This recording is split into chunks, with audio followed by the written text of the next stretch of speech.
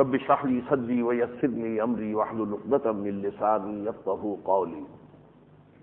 بے شک وہ لوگ جو ایمان لائے یعنی محمد رسول اللہ پر ایمان لائے صلی اللہ علیہ وسلم، والذین ہادوا، اور وہ جو یہودی ہوئے، والنصارى، اور وہ کہ جنہوں نے کہا کہ ہم نصارہ ہیں، والصابئین، اور صابئین، من آمن باللہ والیوم الآخر، جو کوئی بھی ایمان لایا ہو اللہ پر اور یوم آخر پر، وعمل صالحا، اور اس نے نیک اعمال کیے ہوں، فلہم اجرہم عند ربہم، تو ان کے لیے ان کا اجر محفوظ ہے ان کے رب کے پاس، ولا خوف علیہم ولا هم یحزنون، اور ان کے لیے نہ کوئی خوف ہوگا اور نہ ہی وہ کسی حزن سے دوچار ہوں گے۔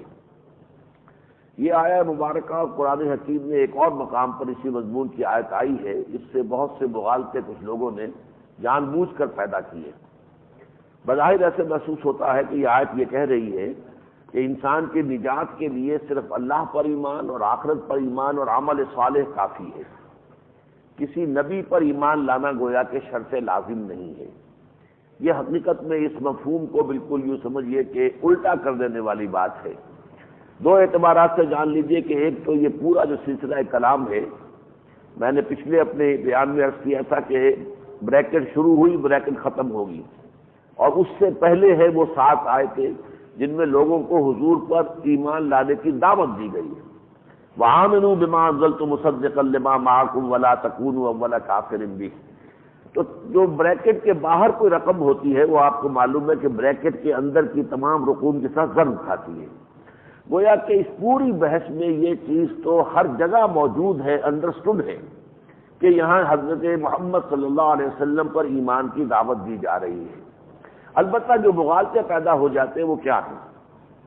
عام طور پر لوگ یہ سمجھتے ہیں کہ کسی خاص گروہ میں شامل ہونے سے نجات حاصل ہو جائے گی۔ اب ہم بھی اسی مغالطے میں ہیں، کیونکہ ہم محمد کے امتی ہیں نجات حاصل ہو جائے گی۔ نہیں بھائی، محمد کے امتی ہونا اپنی جگہ، لیکن اس کے ساتھ اللہ پر ایمان، آخرت پر ایمان اور عمل صالح کا ہونا ضروری ہے، اس کے بغیر نجات نہیں ہو جائے گی۔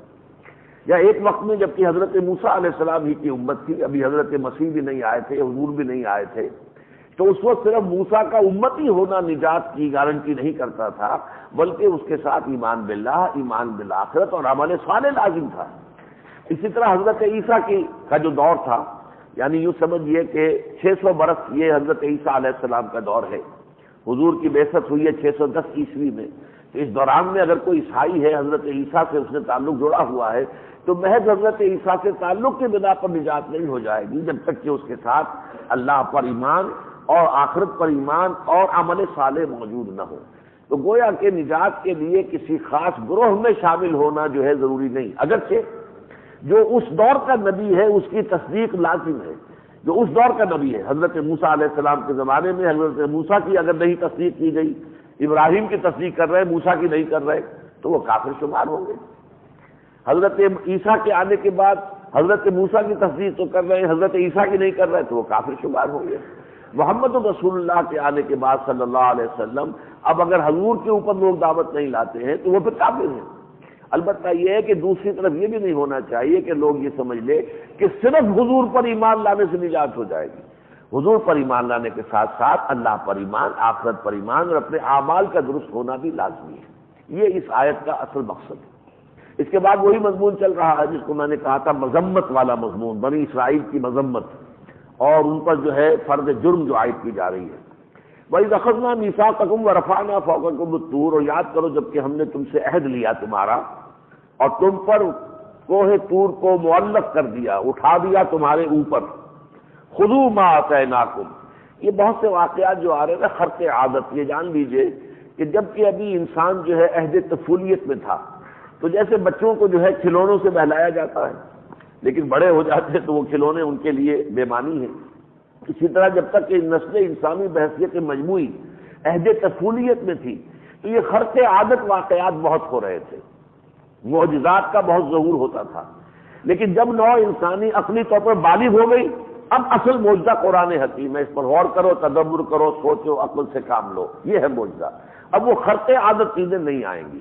لیکن یہ کہ پچھلی امت کے تذکرے میں ویسے بہت سے واقعات کو پہاڑ کو اوپر اٹھا لیا گیا، معلق کر دیا گیا، یہ تو انہونی باتیں نہیں ہیں۔ اللہ تعالیٰ کی قدرت سے ہر چیز ممکن ہے اور ان چیزوں پر ہمارا اجمالی ایمان ہے۔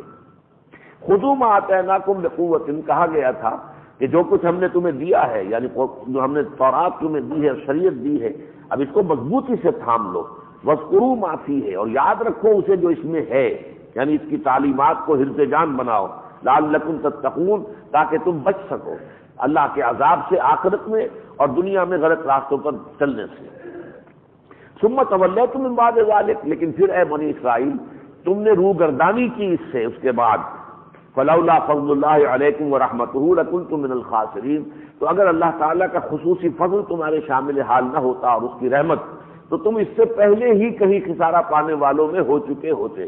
یہ تو بار بار ہم معاف کرتے رہے ہیں، تمہیں توبہ کا موقع دیتے رہے ہیں، تمہاری توبہ قبول کرتے رہے ہیں، بار بار یہ چیزیں ہوئی ہیں تو تم اب تک چلے آئے ہو، لیکن اب بہرحال اللہ کا آخری فیصلہ ہے کہ اب یہ منصب تم سے چھین کر امت محمد صلی اللہ علیہ وسلم کو دیا جانے والا ہے۔ وَلَقَدْ عَلِمْتُمُ الَّذِينَ اعْتَدَوْا مِنكُمْ فِي السَّبْتِ، اور تم خوب جانتے ہو اپنے ان لوگوں کو بھی جنہوں نے زیادتی کی تھی ہفتے کے قانون میں۔ ہفتہ انتہا ایک دن ہے ہفتے کے دنوں میں، سیٹرڈے ہفتہ، جس میں کوئی دنیاوی کاروبار نہیں ہو سکتا۔ امت محمد کے لیے جمعہ ہے، اور جمعے میں بھی اب وہ بہت مختصر وقت ہے، جمعے کی نماز کی اذان سے لے کر اور نماز کے ادا ہو جانے تک یہ وقفہ ایسا ہے جس میں کاروبار دنیاوی مطلقاً حرام ہے، کوئی کام نہیں ہو سکتا، اللہ کی یاد۔ لیکن یہ کہ یہودیوں کی شریعت سخت تھی، انہوں نے ہفتہ خود اپنے لیے منتخب کیا تھا جمعہ چھوڑ کر، ناقدری کی تھی جمعے کی، لیکن جمعے میں ان کے لیے یہ تھا ہفتے کے روز کہ اب وہ کوئی کام نہیں کر سکتے۔ یہ سورہ اعراف میں تفصیل سے واقع آئے گا کہ ایک ساحل سمندر پر ایک قبیلہ ان کا آباد تھا، انہوں نے ایک عجیب جو ہے ہیلہ اختیار کیا اور اس ہیلے سے گویا کہ مذاق اڑایا اللہ کے قانون کا، تو اللہ کا شدید عذاب ان پر نازل ہوا۔ یہاں صرف تذکرہ ہو رہا ہے، تفصیل سورہ اعراف میں آئے گی، وہ وہاں پڑھ لیں گے۔ وَلَقَدْ عَلِمْتُمُ الَّذِينَ اعْتَدَوْا مِنكُمْ فِي السَّبْتِ، تو تمہیں خوب معلوم ہے تمہارے وہ لوگ کہ جنہوں نے ہفتے کے معاملے میں زیادتی کی تھی۔ فَقُلْنَا لَهُمْ كُونُوا قِرَدَةً خَاسِئِينَ، تو ہم نے کہہ دیا ان سے کہ ہو جاؤ بندر ذلیل، ان کی شکلیں مست کر دی گئیں، ان کو بندر بنا دیا گیا۔ فَجَعَلْنَاهَا نَكَالًا لِمَا بَيْنَ يَدَيْهَا وَمَا خَلْفَهَا، تو ہم نے اس بستی کو ایک نشان عبرت بنا دیا ان سب کے لیے بھی کہ جو اس کے سامنے موجود تھی، یعنی ہم آخر جو قومیں تھیں ان کے لیے بھی ایک مثال عبرت، وما خلفہا، اور بعد والوں کے لیے بھی کہ وہ کہانی کے طور پر وہ داستان جو ہے بعد میں بھی محفوظ رہی، وموعظۃ للمتقین، اور اسے بنا دیا نصیحت کا ذریعہ متقی لوگوں کے لیے۔ وَإِذْ قَالَ مُوسَىٰ لِقَوْمِهِ، اب ایک اور واقعہ آ رہا ہے ان کا، اور یاد کرو جب کہ کہا تھا موسیٰ نے اپنی قوم سے ان اللہ یأمرکم ان تذبحوا بقرہ، اللہ تمہیں حکم دیتا ہے کہ ایک گائے ذبح کرو۔ قالوا اتتخذنا ہزوا، انہوں نے کہا کیا آپ ہمارے ساتھ استہزاء کر رہے ہیں، تمسخر کر رہے ہیں، مذاق کی بات کر رہے ہیں، ہنسی مذاق کر رہے ہیں؟ اصل میں یہ جان لیجئے کہ ان کے دلوں میں وہ جو سامری نے بچڑا بنایا تھا اور بچڑے کی پرستش وہ کرتے رہے تھے، تو یہ کہ وہ پھر ان کی ذہنی اور ان کی جو کلیکٹیو سائیکی تھی ان کے اندر وہ چیز بیٹھ گئی تھی کہ گائے جو ہے وہ غالباً تو مقدس شے ہے، اس کا تقدس کا کچھ نہ کچھ جو ہے وہ ان کے ذہنوں کے اندر، ان کی نفسیات کے اندر وہ اثر باقی رہ گیا تھا۔ اس اثر کو توڑنے کے لیے اور ایک امتحان دینے کے لیے کہ اس گائے کو ذبح کرو۔ قالوا اتتخذنا ہزوا، تو انہوں نے آئیں بائیں کرنے کی کوشش کی، یہ کیا کہہ رہے ہیں آپ حضرت موسیٰ، یہ کیا آپ کوئی مذاق کی بات کر رہے ہیں؟ قال اعوذ باللہ ان اکون من الجاہلین، حضرت موسیٰ نے فرمایا میں اللہ کی پناہ طلب کرتا ہوں اس سے کہ میں جاہلوں میں سے ہو جاؤں اور میں دین کے معاملے میں مذاق کو دخل دے دوں۔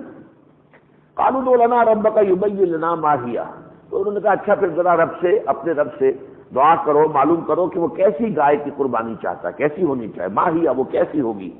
قال انه یقول انها بقرۃ لا فارض ولا بکر عوان بین ذلک، حضرت موسیٰ نے فرمایا اللہ تعالیٰ فرماتا ہے کہ وہ ایسی گائے ہونی چاہیے جو نہ تو بوڑھی ہو اور نہ ہی بچھیا ہو، بالکل بن بیاہی ہو، عوان بین ذلک بین کی ہو۔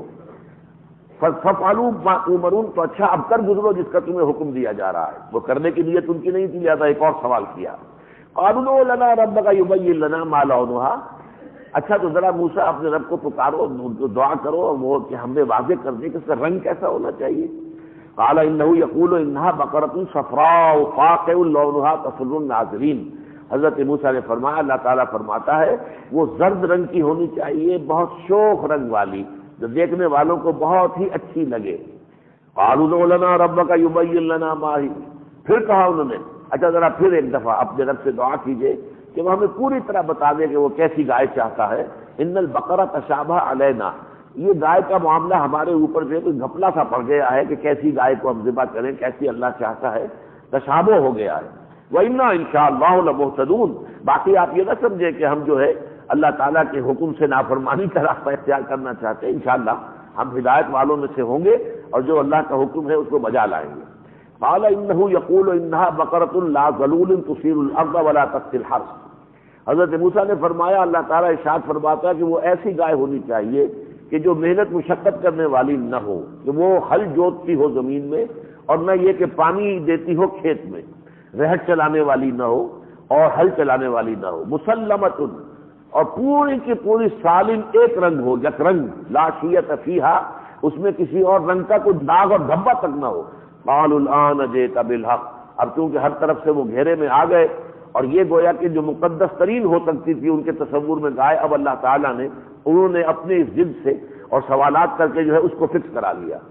قالوا الآن جئت بالحق، ان کا ٹھیک ہے جی اب آپ نے بات جو ہے پوری واضح کر دی، اب آپ حق لے آئے۔ فذبحوها، تو انہوں نے اسے ذبح کر دیا۔ وما كانوا يفعلون، اور وہ کرنے والے نہیں تھے، وہ تو یہ کہ آخری درجے میں سے آ کر انہوں نے کیا۔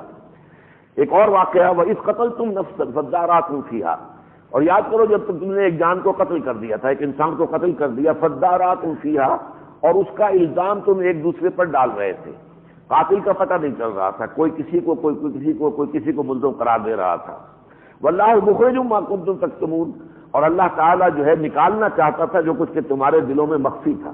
فَقُلْنَا اضْرِبُوهُ بِبَعْضِهَا، اللہ نے فرمایا اچھا اب اس یہ گائے جس سے تم نے ذبح کیا ہے جس کو، اس کا جسم کا ایک حصہ لے کر اس مردہ جو مقتول ہے اس کے جسم کو مارو، ضرب لگاؤ۔ فَقُلْنَا اضْرِبُوهُ بِبَعْضِهَا كَذَلِكَ يُحْيِي اللَّهُ الْمَوْتَىٰ، دیکھو اسی طرح اللہ تعالیٰ مردوں کو زندہ کرے گا۔ تمہیں یقین نہیں ہے احیاء موتیٰ پر، وہ ان کے سامنے ایک معجزہ دکھا دیا، وہی خرق عادت جو میں نے کہا تھا، ابھی ذہنی اعتبار سے اس ملوک کو نہیں پہنچے تھے، تو جب تک ایسی کھلی باتیں نہ دکھائی جاتی تو ان کے اندر ایمان اور یقین کا پیدا ہونا جو ہے آسان نہیں تھا۔ اس لیے یہ کہ اس گائے کے ایک عضو سے اس کو ٹکرایا گیا تو تھوڑی دیر کے لیے وہ زندہ ہو گیا، مقتول جو تھا اس نے بتا دیا کہ میرا قاتل کون ہے۔ کذالک یحیی اللہ الموتیٰ، اسی طرح اللہ تعالیٰ مردوں کو زندہ کرے گا۔ وَیُریکم آیاتہ لعلکم تعقلون، اور اسی طرح وہ اپنی آیات تمہیں دکھاتا ہے تاکہ تم عقل سے کام لو۔ ثم قست قلوبکم، یہ آیت بہت اہم ہے۔ اصل میں اس پورے بیان کے دوران آپ کو ایسی آیتیں ایک ایک کر کے آئیں گی اور میں توجہ دلاتا رہوں گا کہ جن کا معاملہ جو ہے وہ دائمی اہمیت کا ہے۔ یہ گویا کہ ہمارے لیے بھی ہدایت ہے کہ یہ جو اب ہم امت مسلمہ کی حیثیت سے اس مقام پر آئے جو اس سے پہلے جو ہے 2000 برس تک یہودیوں کو حاصل رہا تھا، تو گویا کہ ان کے آئینے میں ہمیں اپنی تصویر دکھائی جا رہی ہے۔ تم دیکھ لو کہیں تمہارے اندر بھی وہی خرابی تو نہیں، وہی خیالات تو نہیں آ گئے، اسی طرح کی کج بحثی تو تم نے نہیں سیکھ لی ہے، اسی طریقے سے تم اللہ تعالیٰ کے احکام سے جو ہے انحراف کے راستے چور دروازے تو نہیں تلاش کرتے ہو۔ اس اعتبار سے یہ آیت جو ہے بہت اہم ہے۔ ثم قست قلوبکم من بعد ذلک، دیکھو بھئی اس سب کے بعد تمہارا جو یہ رویہ رہا اور روش رہی تو اس کے نتیجے میں تمہارے دل سخت ہو گئے ہیں۔ من بعد ذلک فہی کالحجارۃ او اشد قسوۃ، تو اب وہ پتھروں کے مانند ہے بلکہ سختی میں ان سے بھی زیادہ سخت۔ وَإِنَّ مِنَ الْحِجَارَةِ لَمَا يَتَفَجَّرُ مِنْهُ الْأَنْهَارُ، بڑے پیارے الفاظ ہیں، اس لیے کہ چٹانوں اور پتھروں میں سے تو ایسے بھی ہوتے ہیں کہ جن میں سے نہریں چشمے پھوٹ بہتے ہیں۔ وَإِنَّ مِنْهَا لَمَا يَشَّقَّقُ فَيَخْرُجُ مِنْهُ الْمَاءُ، اور ان چٹانوں میں سے ایسی بھی ہیں جو شق ہو جاتی ہیں اور ان میں سے پانی نکل آتا ہے۔ وَإِنَّ مِنَ الْحِجَارَةِ لَمَا يَتَفَجَّرُ مِنْهُ الْأَنْهَارُ وَإِنَّ مِنْهَا لَمَا يَشَّقَّقُ فَيَخْرُجُ مِنْهُ الْمَاءُ وَإِنَّ مِنْهَا لَمَا يَهْبِطُ مِنْ خَشْيَةِ اللَّهِ، اور چٹانوں اور پتھروں میں سے ایسے بھی ہیں جو اللہ کی خشیت سے زمین بوس ہو جاتی، گر جاتی ہیں۔ وَمَا اللَّهُ بِغَافِلٍ عَمَّا تَعْمَلُونَ، اور اللہ غافل نہیں ہے اس سے جو تم کر رہے ہو۔ یعنی انسان کا دل جب سخت ہو جائے، مسلسل بدعمالی، مسلسل حرام خوری، مسلسل معصیت سے، پھر نتیجہ کیا ہوتا ہے کہ دل کے اندر جو نیکی کا عمل کرنے کی صلاحیت ہوتی ہے وہ سلب ہو جاتی ہے اور وہ سخت ہو جاتے ہیں۔ یہ گویا کہ سختی کی انتہا ہے کہ پتھروں سے زیادہ سخت۔ تو ہمیں بھی بڑی توجہ کرنی چاہیے کہ کہیں معاذ اللہ ثم معاذ اللہ ثم معاذ اللہ، ہمارے دل بھی کبھی لرزتے ہیں اللہ کی یاد میں یا نہیں، ہماری آنکھوں میں سے بھی کبھی کوئی آنسو ٹپکتا ہے اللہ کے خوف سے کہ نہیں، اپنے گناہوں پر پچھتاوے کی صورت میں کبھی کوئی ہمارے اوپر بھی احساس طاری ہوتا ہے کہ نہیں ہوتا؟ تو ایسا تو نہیں کہ ہمارے دل بھی سخت ہو گئے۔ افتطمعون ان یؤمنوا لکم، اب یہاں خطاب ہے اہل ایمان سے۔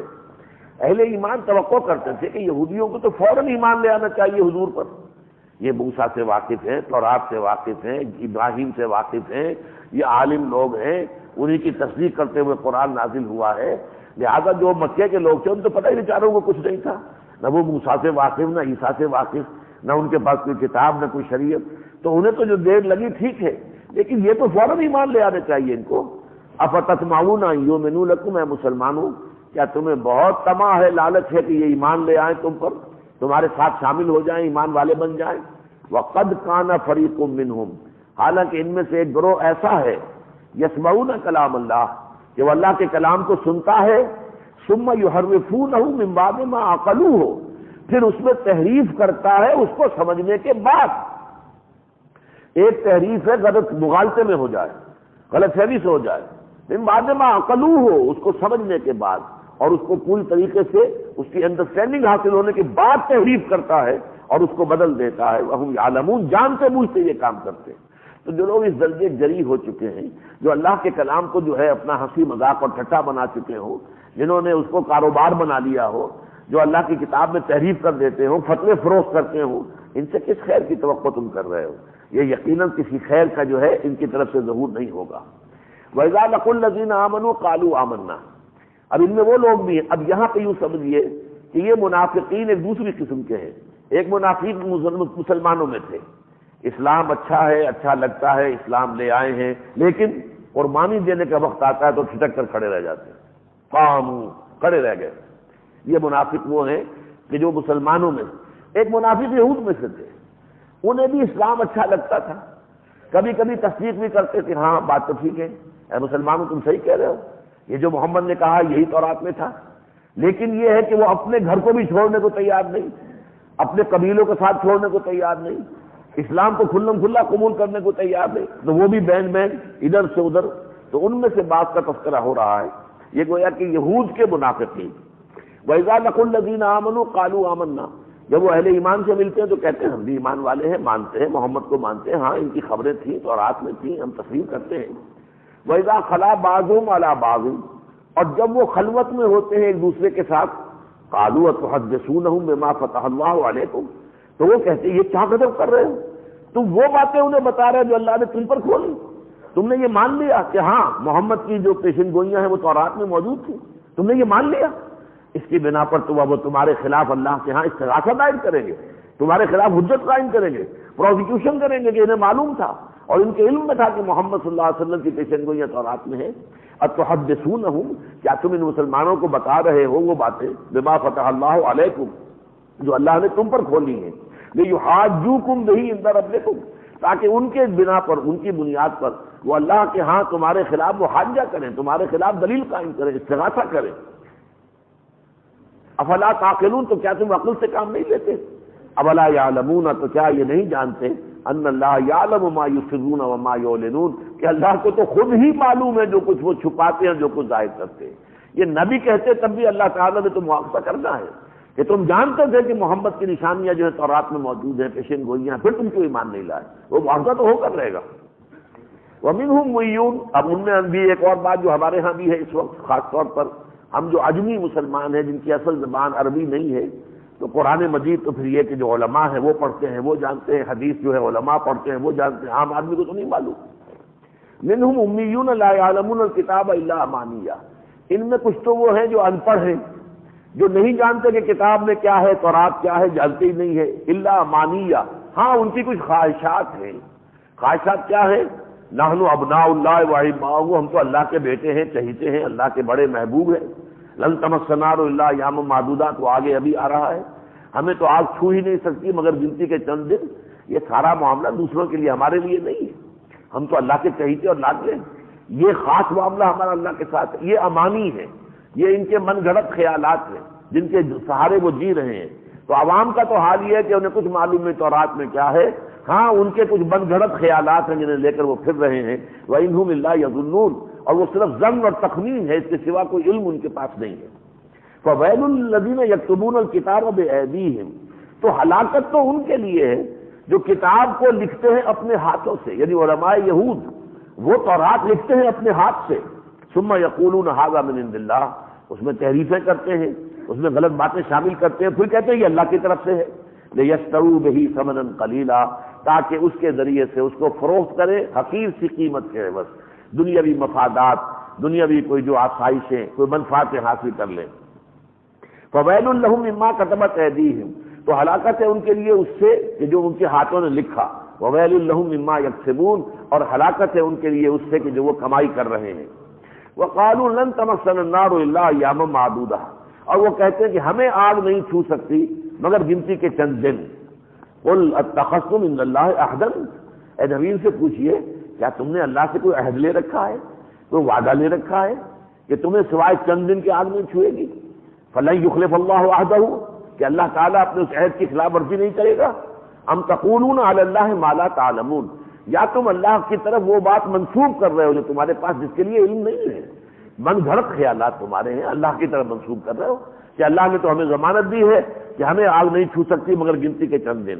بلا، کیوں نہیں؟ اب یہ آیت بھی انہی آیات میں سے جو ہمارے لیے بھی آنکھیں کھولنے والی ہیں، ابدی ہدایت۔ بلا من کسب سیئۃ، کیوں نہیں؟ جس کسی نے بھی کوئی گناہ کبیرہ کمایا جان بوجھ کر، وَأَحَاطَتْ بِهِ خَطِيئَتُهُ، اور پھر اس گناہ پر ایسا ڈیرا لگایا کہ اس کا گناہ جو ہے اس نے اس کو اپنے گھیرے میں لے لیا، حصار میں لے لیا، چاروں طرف سے محاصرے میں لے لیا، فَأُولَٰئِکَ أَصْحَابُ النَّارِ هُمْ فِيهَا خَالِدُونَ، تو وہ سب آگ والے ہیں اور ہمیشہ اس میں رہیں گے۔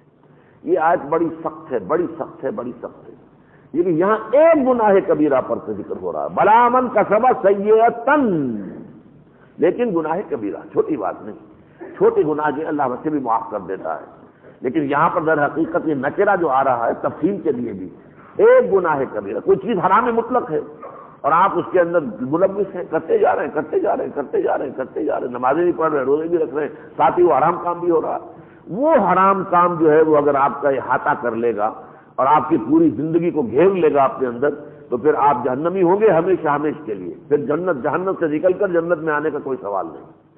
بلا من کسب سیئۃ وأحاطت بہ خطیئتہ فأولئک اصحاب النار هم فیہا خالدون۔ ہاں توبہ کا دروازہ کھلا ہے، ما لم یغرغر، جب تک کہ موت کے آثار شروع نہیں ہوتے توبہ کر سکتے ہو، لیکن اگر توبہ نہیں کرو گے تو پھر یہ کہ اس طرح کا ایک کبیرہ گناہ بھی اگر اس پر مداومت ہو جائے اور وہ پھر انسان کو گھیر لے پوری طرح، تو پھر یہ کہ وہ اس کے لیے ہمیشہ ہمیشہ کے لیے جہنم میں داخلے کی بنیاد بن سکتا ہے۔ والذین آمنوا وعملوا الصالحات، اس کے برعکس وہ لوگ جو ایمان لائے اور جنہوں نے نیک عمل کیے، اولئک اصحاب الجنہ، وہ جنت والے لوگ ہوں گے، ہم فیہا خالدون، اور اس میں رہیں گے ہمیشہ ہمیشہ۔ اللہم ربنا اجعلنا منہم، اللہم ربنا اجعلنا منہم۔ وَإِذْ أَخَذْنَا مِيثَاقَ بَنِي اسرائیل، اور ذرا یاد کرو جبکہ ہم نے بنی اسرائیل سے عہد لیا تھا، اب وہ عہد کن کن چیزوں کا وہ گنتے جائیے، یہی چیزیں وہ ہیں جو دین اور شریعت کی ہمیشہ سے جڑ اور بنیاد رہی ہیں۔ ہمارے دین میں بھی یہی چیزیں جو ہیں زیادہ تفصیل کے ساتھ سورہ بنی اسرائیل میں، سورہ انعام میں آئیں گی، لیکن یہاں جو دین میں اصل اہمیت والی چیزیں وہ سمجھ لیجیے کیا ہے۔ لا تعبدون الا اللہ، سب سے پہلے یہ کہ اللہ کے سوا کسی اور کی بندگی اور پرستش نہیں کرو گے۔ وبالوالدین احسانا، نمبر 2 والدین کے ساتھ حسن سلوک۔ نمبر 3 وذی القربى والیتامى والمساکین، والدین کے ساتھ ساتھ قرابت داروں، رشتہ داروں کے ساتھ، یتیموں کے ساتھ، مساکین کے ساتھ نیک سلوک۔ وقولوا للناس حسنا، اور لوگوں سے اچھی بات کہو، اچھی بات کہو۔ واقیموا الصلاۃ وآتوا الزکاۃ، نماز قائم رکھو، زکوٰۃ ادا کرو۔ یہ ہے وہ معاہدہ، یہ میثاق جو اللہ نے بنی اسرائیل سے لیا تھا، اس کی نکات ہیں، آرٹیکلز ہیں اس ٹریٹی کے، یا وہ جو بھی اللہ تعالیٰ کے ان کے درمیان جو میثاق ہوا ہے۔ ثم تولیتم الا قلیلا منکم، لیکن پھر اس کے بعد تم میں سے صرف کچھ لوگ تو بچے، باقی سب اس سے منہ موڑ گئے، انہوں نے اس میثاق کو توڑا، اس کی خلاف ورزی کی۔ وانتم موردون، اور تم اعراض کر گئے اور تم نے پہلوتی ہی کہی۔ وَإِذْ أَخَذْنَا مِيثَاقَكُمْ لَا تَسْفِكُونَ دِمَاءَكُمْ، اسی میثاق میں ایک اور شے بھی تھی، جبکہ ہم نے تم سے یہ عہد بھی لیا تھا، لا تسفکون دماءکم، اپنے خون نہ بہانا، یعنی آپس میں اسرائیلی کو قتل نہ کرے، اسرائیلیوں سے جنگ نہ کریں، 12 قبیلے تھے، اور یہ 300 برس تک حضرت موسیٰ کے بعد لڑتے رہے آپس میں، کوئی مرکزی حکومت قائم نہیں کی، بلکہ یہ کہ چھوٹی چھوٹی حکومتیں بنائیں، اور ان کو آس پاس کے جو لوگ تھے غیر مسلم کافر مشرک وہ آپس میں لڑاتے بھی تھے، کبھی کسی کی مدد کر دی کبھی کسی کی مدد کر دی، تو ان کا حال بہت خستہ ہو گیا تھا۔ تو 300 برس کے بعد پھر حضرت طالوت کو اس وقت کے نبی نے معین کیا، انہوں نے پھر جہاد کیا، پھر وہ حضرت داؤد اور حضرت سلیمان کی حکومت بنی اور ایک بڑی عظیم سلطنت بنی، ورنہ 300 برس تک ان کے ہاں طوائف الملوک کی رہی۔ تو اس میں کیا ہوتا تھا، ایک قبیلے نے دوسرے قبیلے پر حملہ کیا، اب یہ کہ وہ تو ٹھیک ہے ان کو وہ قتل بھی کر رہے ہیں، اور یہ کہ کچھ لوگوں کو انہوں نے اسیر بنا کر اور بیچ دیا، اب وہ خرید لیا غلام بنا کر کچھ غیر مسلموں نے، اب وہ غیر مسلم لے کر آئے، پھر انہی کے ہاں انہیں بیچنے کے لیے تو اسے پیسے دے کر خرید کر آزاد کر رہے ہیں کہ اللہ نے حکم دیا تھا کہ اگر اسرائیلی کہیں پر کوئی غلام ہو تو اسے خرید کے ضرور آزاد کرو۔ ارے بھائی تم نے تو انہیں قید کروایا، تم نے جنگ کی تھی، تم نے لڑ کر آپس میں جو ہے ان کو غلام بنانے کا راستہ جو ہے، تو گویا کہ شریعت کا ایک حکم وہ تو تمہیں یاد رہا کہ آپس میں لڑو مت، وہ حکم تو تم نے بھلا دیا۔ البتہ یہ کہ اگر اسرائیلی کہیں قیدی ہو تو اسے فدیہ دے کر چھڑا لیا جائے، یہ حکم تمہیں یاد رہا۔ تو شریعت کا گویا کہ ایک حکم سر آنکھوں پر اور ایک حکم پاؤں تلے، یہ ہم بھی کرتے ہیں۔ شریعت کے بہت سے احکام سر آنکھوں پر، بہت سے احکام ہم پاؤں تلے رون دیتے ہیں پوری ہمت اور جرأت کے ساتھ۔ یہ معاملہ جو ہے صرف ان کا نہیں ہے، بلکہ ان کے آئینے میں ہمیں اپنی تصویر دیکھنی چاہیے۔ وَإِذْ أَخَذْنَا مِيثَاقَكُمْ لَا تَسْفِكُونَ دِمَاءَكُمْ وَلَا تُخْرِجُونَ أَنفُسَكُمْ مِنْ دِيَارِكُمْ، جبکہ ہم نے تم سے یہ عہد لیا تھا تم ایک دوسرے کو یعنی اپنے آپ کو قتل نہیں کرو گے، اپنا خون نہیں بہاؤ گے، اور نہ ہی اپنے میں سے کچھ لوگوں کو نکالو گے ان کے گھروں سے، جلا وطن نہیں کرو گے۔ ثم اقررتم وانتم تشهدون، تم نے اقرار بھی کیا تھا اور گواہی دی تھی، تم مانتے بھی ہو کہ ہاں یہ واقعی عہد تھا۔ ثم انتم هؤلاء تقتلون انفسکم، پھر تم ہی وہ لوگ ہو جو آپس میں جنگ کرتے ہو، قتل کرتے ہو ایک دوسرے کو۔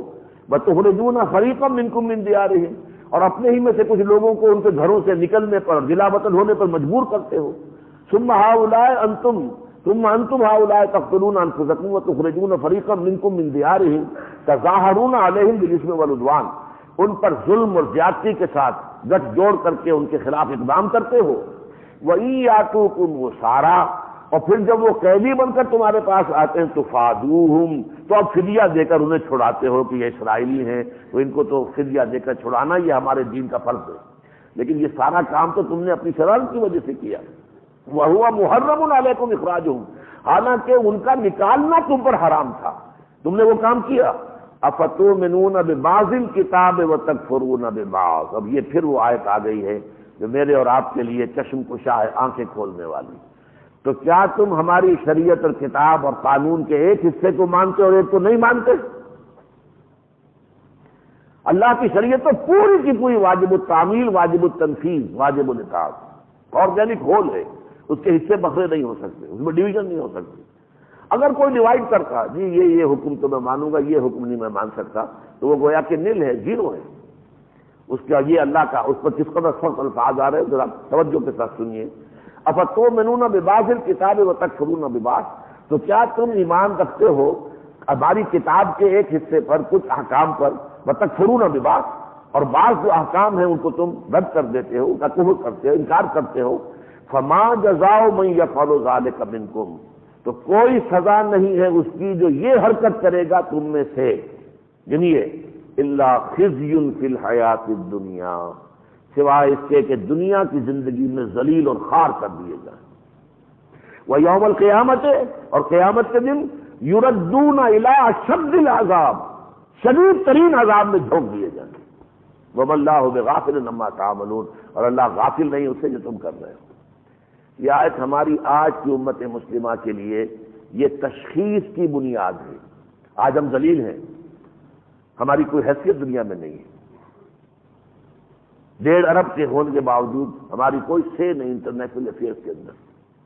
جو چاہتے ہیں دنیا کے وہ جو G7 G8 G15 جو چاہے کریں، فیصلے وہ کرتے ہیں، ہم سے تو کوئی سروکار نہیں۔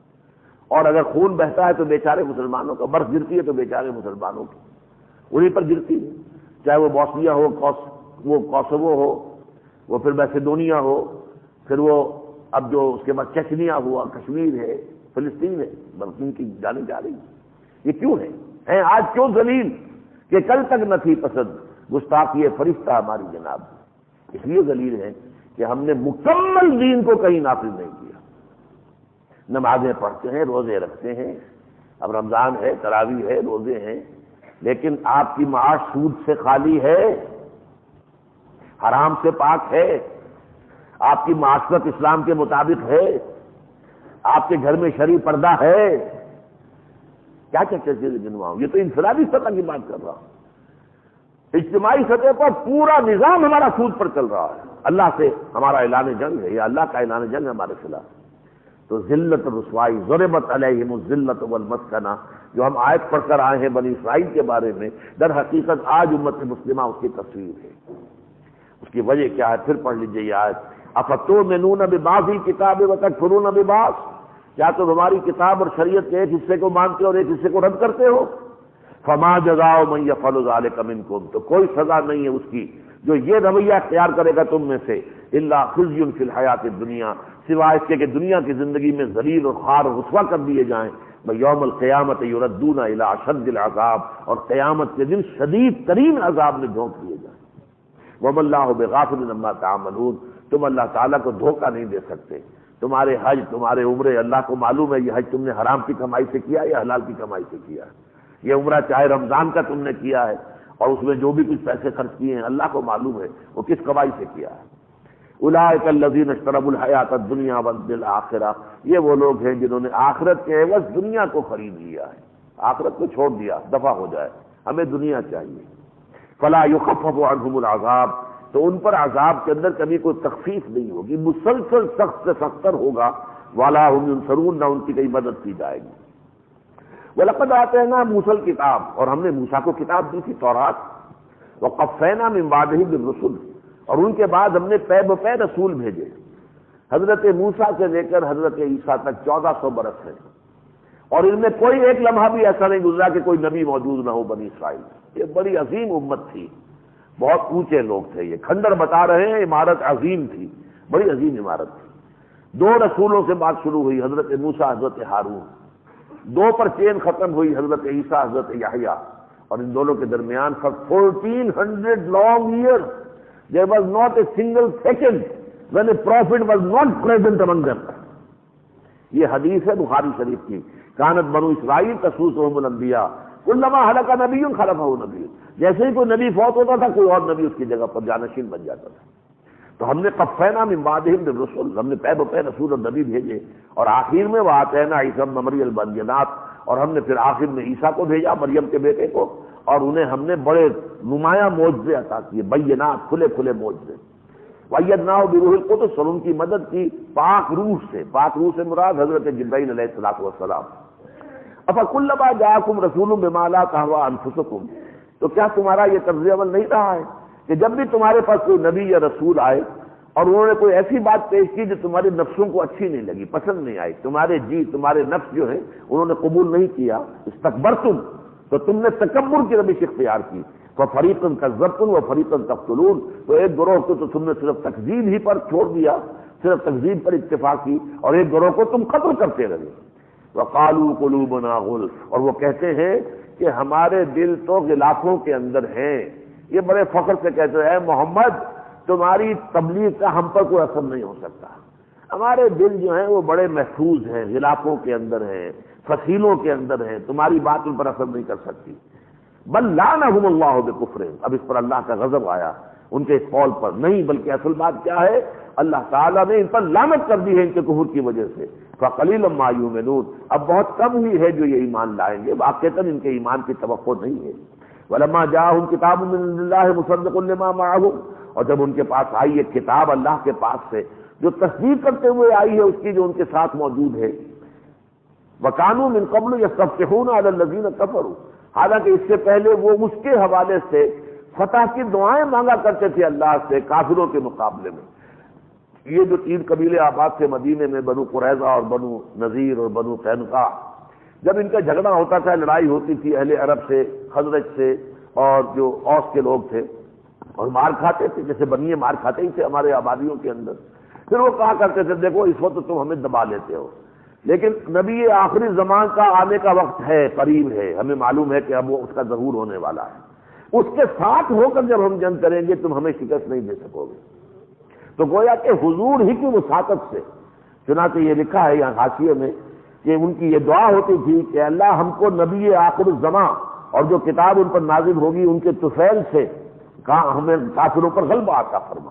تو یہ حضور کے وساطت سے دعا مانگا کرتے تھے کہ اللہ جو وہ نبی آنے والے ہیں جن کی تم نے خبر دی ہے ان کے حوالے سے ہم دعا کر رہے ہیں کہ ہمیں کافروں پر فتح عطا فرما. یستفتحون علی الذین کفروا فلما جاءہم، جو وہ نبی ان کے پاس آ گئے، ما عرفوا، جنہیں پہچان بھی لیا، کفروا بھی، لیکن کفر کیا. فلعنۃ اللہ علی الکافرین، تو اللہ کی لعنت ہو ایسے کافروں پر.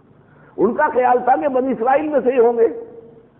جب 2000 سال سے نبوت ہماری جاگیر ہے، حضرت ابراہیم سے لے کر یا حضرت یعقوب سے لے کر نبوت تو ہمارے اندر ہے اور تو کوئی ہے نہیں. تو اب بھی نبی آئے گا تو آخری ہم میں سے ہوگا. وہ اللہ تعالیٰ نے ان کا امتحان وہ اتنا بڑا سخت لے لیا کہ امیین میں سے اٹھا دیا، جن سے تو بڑی نفرت کرتے تھے، حقارت سے کہتے تھے یہ ان پڑھ لوگ، اجڑ لوگ، گنوار لوگ. ہم مہذب ہیں اور ہم تو بڑے متمدن ہیں، ہمارے پاس کتاب ہے، قانون ہے، شریعت ہے، عالم ہے ہمارے یہاں، مفتی ہیں، قاضی ہیں ہمارے، یہ کون ہے؟ ان میں سے اٹھا دیا. هو الذی بعث فی الامیین رسولا منہم، امیین میں سے انہی میں سے نبی اٹھا دیا.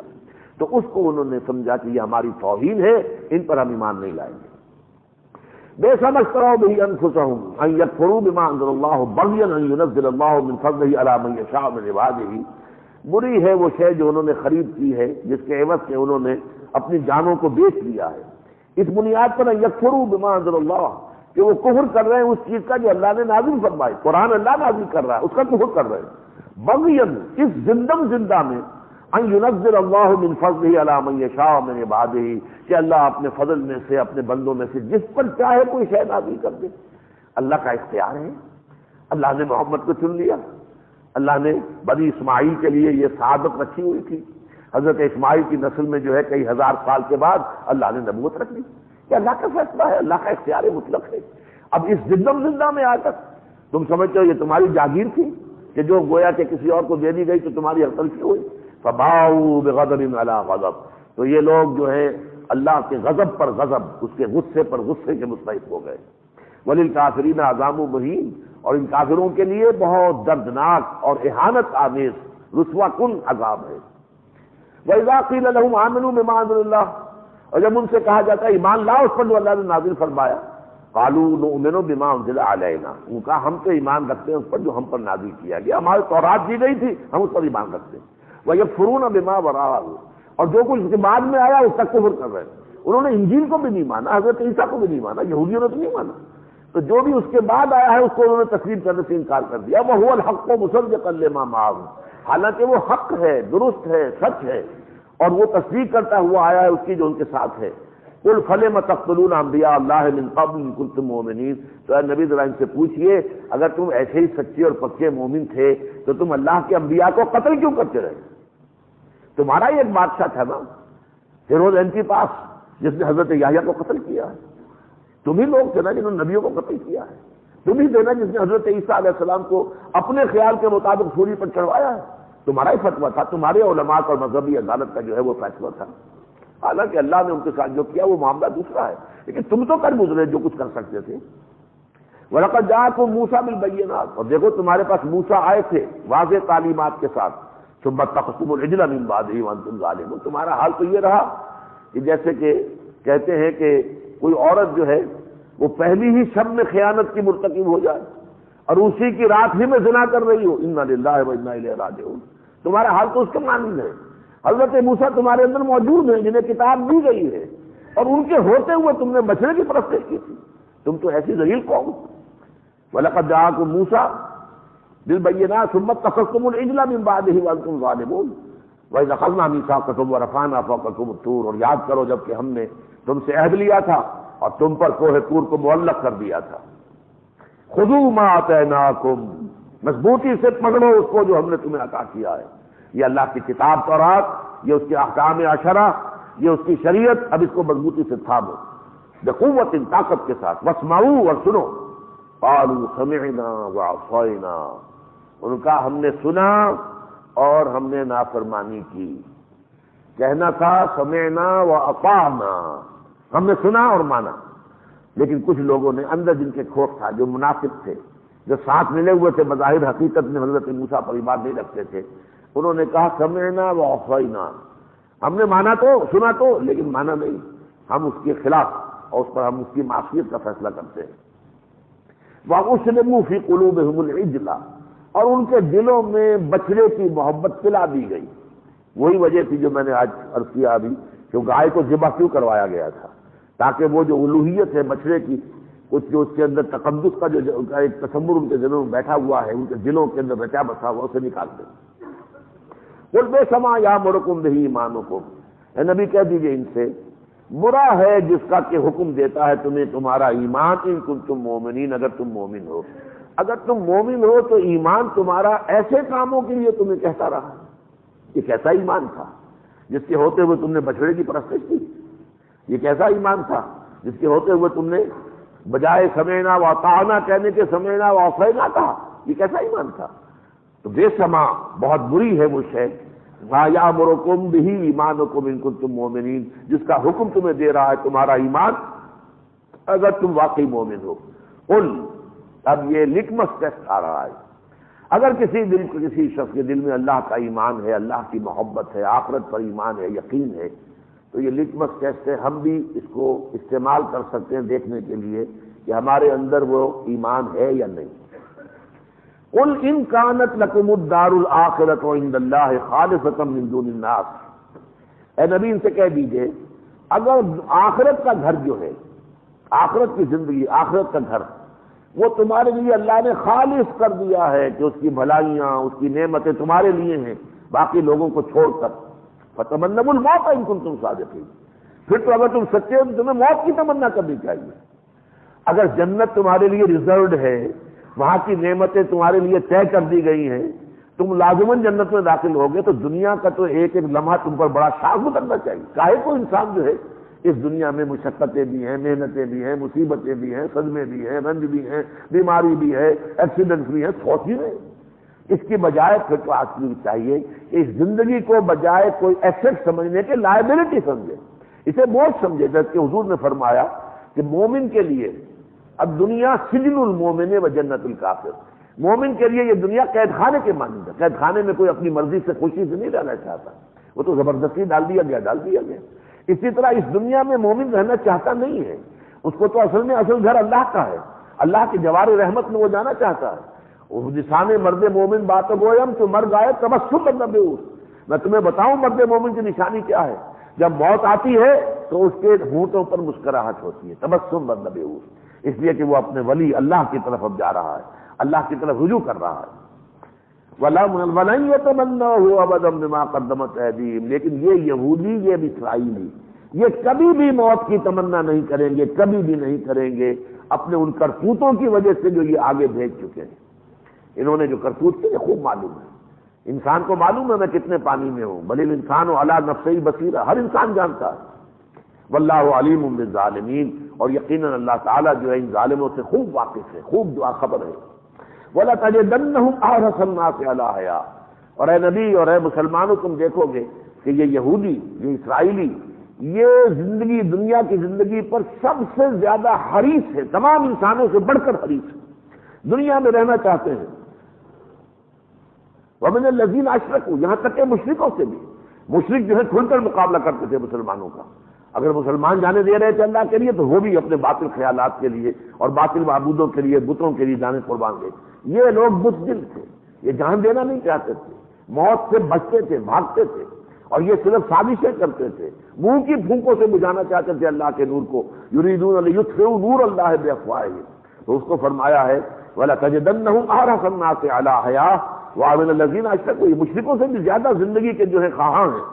يَوَدُّ أَحَدُهُمْ، ان میں سے ہر ایک کی یہ خواہش ہے، لو يُعَمَّرُ أَلْفَ سَنَةٍ، کہ اس کی 1000 برس کی عمر ہو جائے، وَمَا هُوَ بِمُزَحْزِحِهِ مِنَ الْعَذَابِ أَن يُعَمَّرَ، اور یہ بات کہ کسی شخص کی عمر طویل ہو جائے وہ اسے جہنم سے چھٹکارا نہیں دلا دے گی، 1000 سال ہو جائے، 2000 سال ہو جائے، پھر موت آئے گی اور پھر جہنم جو ہے ابدی اس کا نوالا بند کر رہو گے۔ واللہ بصیر بما یعملون، اور اللہ خوب جانتا ہے جو کچھ یہ کر رہے ہیں۔ بارک اللہ لی ولکم فی القرآن العظیم ونفعنی وإیاکم بالآیات والذکر الحکیم۔